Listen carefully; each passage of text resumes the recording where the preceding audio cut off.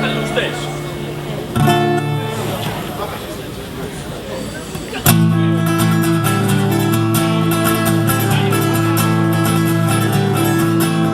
Ho 40 anni qual ghiacciato, troppe mani sulle spalle, troppo schifo per poter dimenticare.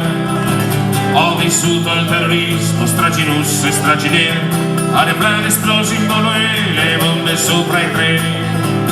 Ho visto gladiatori sorridere in diretta e pestaggi dei nazisti della nuova destra. Ho visto bombe d'estate scoppiare nelle piazze e anarchici distratti cadere giù dalle finestre.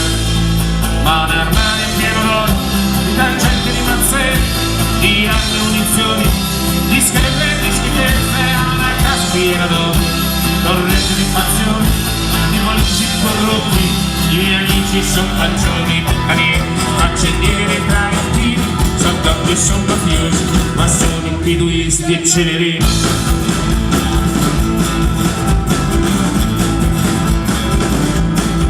Ho 40 anni spesimato, tra tangenti e corruzione, ho comprato ministri, cancellieri, giornalisti, ho venduto il mini dietro ad un amico americano e adesso cerco un'anima di seconda mano.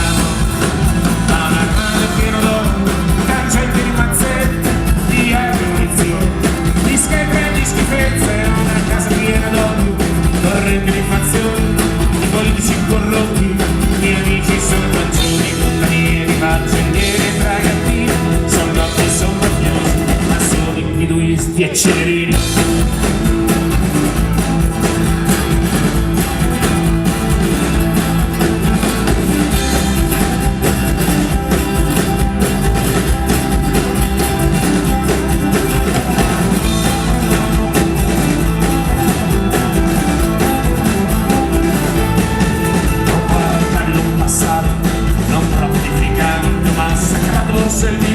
Tutti gli anni ho provato a trafficare per fini di puttane e ho comprato per colpi di mare.